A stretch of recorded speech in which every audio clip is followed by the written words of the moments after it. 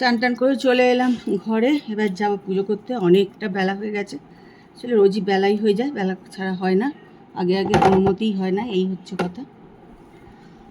তা চলো আমার ব্লগটা আজকে আমি এখান থেকেই শুরু করছি, আমার সঙ্গে থাকো আর ব্লগটা দেখতে থাকো। আজকে মঙ্গলবার, এখন যাব ওপরে।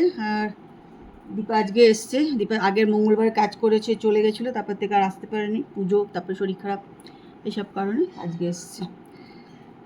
তা চলো এখন যাই পুজো করতে, আমার সঙ্গে থাকো আর ব্লগটা দেখতে থাকো।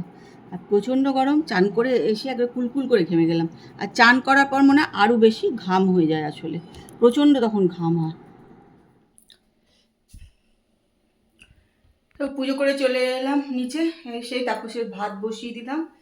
আর আমি এখানে ওআরএস দিয়ে 1 গ্লাস জল করে নিলাম। মানে প্রচণ্ড প্রচণ্ড গরম লাগছে, মানে কী আর কীরকম একটা যেন অদ্ভুত ধরনের গরম, মানে শরীর মধ্যে যেন জ্বলে যাচ্ছে, এরকম গরম আর কি। যাই চলো এবার একটুখানি জলটা খাই, একটুখানি ঘরে পাকা চালিয়ে বসি। সেদিন এই কাপড় রাখার এটা কিনে নিয়ে এসেছিলাম, এটা কাপড় আর এটাতে রাখলাম না, এটাতে ভাবছি কুর্তি টুর্তিগুলো বার করেছি, কিছুটা এখানে দেখো রেখেছি ভাঁজ করে। ভাবছি এই কুর্তিগুলো এখানে ভাঁজ করে করে খানিকটা রাখবো আর কি। কাপড় আর কটা হবে, এটা অন্তত এরকম 5-6টা কিনলে তবে হবে আর কি ঠিকঠাক। এই একটাতে আর কাপড় কটাই বা রাখবো আর কি। তা ভাবছি কুর্তি ওই একটুখানি যেগুলো একটু জর্জেট টাইপের কুর্তি আছে না, এরকম একটু রাখলে সুবিধা, নাহলে ফসফস করে পড়ে যায় আর কি। সেই জন্য এইসব নিয়ে এখন দেখো বসে পড়লাম।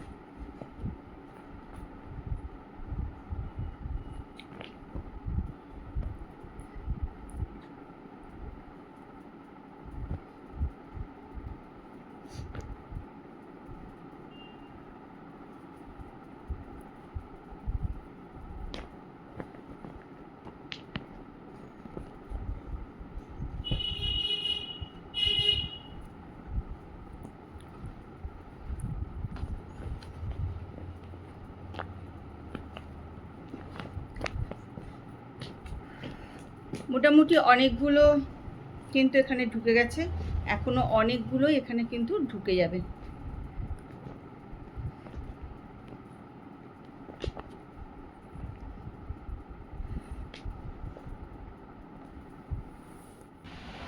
রানাঘাট থেকে দিশা আমাকে বলেছে, কাকিমা তুমি তোমার লাইফ সম্বন্ধে কিছু বলো।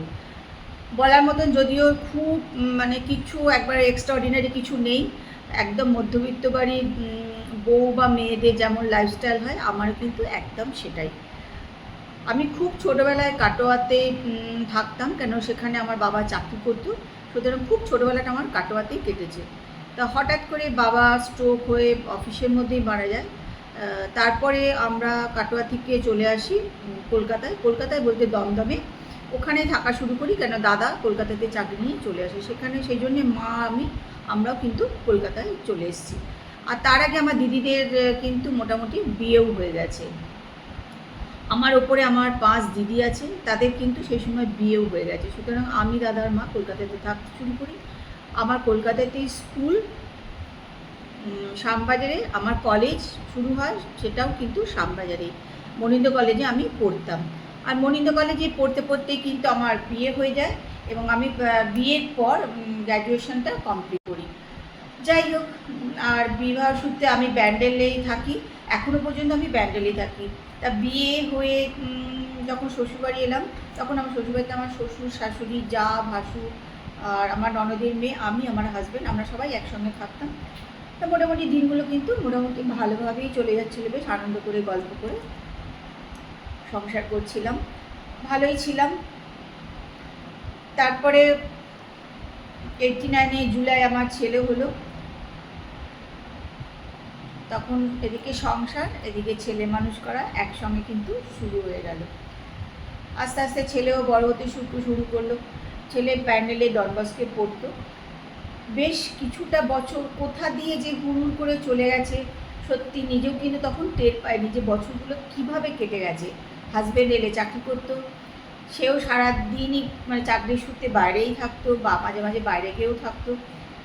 এরকম করে করে বেশ কিছু বছর কেটে গেছে, কোথা দিয়ে নিজেও টের পাইনি। ছেলেও আস্তে আস্তে অনেক বড় হয়ে গেল। তারপরে ছেলে উচ্চ মাধ্যমিক পাশ করার পর ছেলে চলে গেল কলকাতায় টেকনোয় পড়তে। তার আগে কিন্তু আমার শ্বশুরও মারা গেছে। তারপরে শ্বশুর মারা যাওয়ার বেশ কিছু বছর পর শাশুড়িও মারা গেল। যা ভাসুর ওরা চাকরি সূত্রে চলে গেল রানীগঞ্জে, ওরা ওখানেই এখন থাকে। তখন আমি আমার হাজব্যান্ড ব্যান্ডেল বাড়িতে থাকা শুরু করলাম। তো ওরও তখন চাকরি ছিল, ও চাকরি সূত্রে বাইরে থাকতো, আমি বাড়িতেই থাকতাম। কিন্তু আমার যেহেতু পাড়ায় অনেক বন্ধুবান্ধব আছে, তাদের সঙ্গে গল্প করে ঘুরে বেরিয়ে মোটামুটি দিনগুলো কিন্তু খুব একটা খারাপ করে কাটছিল না, ভালোই ছিলাম। তারপরে তো হাজব্যান্ড রিটায়ার করে গেছে, এখন ও আর আমি বাড়িতেই থাকি। তবে আমরা কিন্তু খুবই বেড়াতে যাই, অন্তত বছরে দুবার তো আমরা বাড়ির বাইরে যাই বেড়াতে। এখন হয়েছে আমাদের যে এখন আমার ছেলে ব্যাঙ্গালোরে থাকে, ওখানেই চাকরি করে। ও মানে পড়াশোনা করতে গেছিলো ব্যাঙ্গালোরে, পড়াশোনা করার পর ওখানেই কিন্তু ও চাকরি করে। ও MCA করার পর ওখানে চাকরি করে এবং ওর বিয়েও হয়ে গেছে, আজ 3 বছর হলো। ওর বউ আরও ওখানেই থাকে, ওরা দুজনাই ওখানেই চাকরি করে। আর আমি আর আমার হাজব্যান্ড থাকি ব্যাঙ্গালোরে। আমরা বছরে দুবার বেরোই, একবার যাই আমরা ব্যাঙ্গালোরে আর একবার অন্য কোথাও বেড়াতে যাই আর কি। এটাই আমরা এখন দুবার করে বছরে বেরোই। এরকম করে চলছে আমার বন্ধু বান্ধব নিয়ে ঘোরাঘুরি। সরি, এ তো আমার আছে। তুমি আমার ব্লগ দেখো, তুমি দেখতেই পাও যে আমার প্রচুর বন্ধু আছে, আমরা প্রচুর আনন্দ করে ঘুরে বেড়াই। এরকম করে কিন্তু লাইফটা কাটাচ্ছি। আমার হাজব্যান্ডেরও অনেক বন্ধু বান্ধব আছে, ও প্রচুর আড্ডা দেয়, ঘুরে বেড়ায়। মোটামুটি আমরা কিন্তু ভালোভাবেই আছি। আর বয়স হয়ে গেলে না একটু বন্ধু বান্ধবের প্রয়োজন খুব বেশি পড়ে। আর আমার পাড়ার বন্ধুরা আমার কেউ তো আমার হাজব্যান্ডের বন্ধুরও বউ, কেউ কেউ এমনিও আমার বন্ধু, এবং সবাই কিন্তু প্রচণ্ড ভালো। আমরা সবাই একসঙ্গে ঘুরি বেড়াই, আনন্দ করি। এবং পাড়ায় যে দুর্গাপুজো হয় আমরা কিন্তু ভীষণভাবে সেখানে অংশগ্রহণ করি, সব বন্ধুরা মিলে প্রচণ্ড আনন্দ করি পুজোতে আর কি। ঠাকুর দেখতে বেরোই এবং ঠাকুর মণ্ডপে তো মানে ঘরের কাজ তখন সব বাদ দিয়ে ঠাকুর মণ্ডপেই আমরা সারাদিন থাকি। তা মোটামুটি এই করেই কিন্তু আমার লাইফ কাটছে। মোটামুটি একটা মধ্যবিত্ত বাড়ির বউ যেমন লাইফ কাটায়, আমিও ঠিক ওরকম করেই লাইফ কাটাচ্ছি। কিন্তু ভালো আছে এই আর কি। আশা করি তোমাকে মোটামুটি ছোটোর মধ্যে একটু বোঝাতে পারলাম। আমি খুব ভালো করে সুন্দর করে গুছিয়ে হয়তো বলতে পারলাম না, কিন্তু আশা করি তুমি বুঝতে পারবে। চলো, আজকে খাবার দাবার তো সব ওপরে ফ্রিজে থাকে, যেহেতু আজকে মঙ্গলবার। আর ওপরে ফ্রিজ থেকে এখন খাবার দাবারগুলো আনতে হবে। আর আজকে তো মেশিনে কাচাও হয়েছিল, এক গাদা জামা কাপড় ওপরেও মেলাও আছে। আর সেগুলো এখন আর নেবো না, সেগুলো আবার সকালবেলায় ওখানে নিয়ে যেতে পারবো না অত, সেই জন্য এগুলো নেবো সকালে। দেখো না সব জামা কাপড় মেলা আছে উপরে। এবার খাবারগুলো বার করে নিয়ে চলে যাবো। এর ভেতরে রয়েছে